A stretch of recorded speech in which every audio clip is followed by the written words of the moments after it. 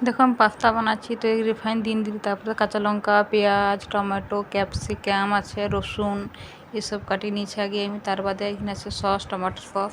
আর আছে ম্যাগি মশলা পাস্তা মশলা পালিনি তারপর পেঁয়াজ আর লঙ্কাটা দিয়ে দিদি ভালো করে ভাজি নিলি লঙ্কা রসুন টসুন সব দিয়ে একটু লাড়ে চেড়ে নিই এরপরে ক্যাপসিকামটা দিয়ে দেবো ক্যাপসিকামটা দিয়ে একটু ভালো করে ভাজিয়ে নেবো তার বাদে দিয়ে দেবো বিলাতিটা ভাজিয়ে নিলি লাড়ে চেড়ে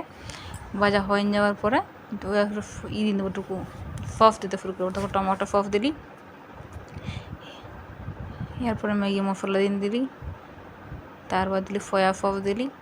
সয়া সস দিয়ে একটুকু নুন দিলি তারপরে ভালো করে ভাজবো এটাকে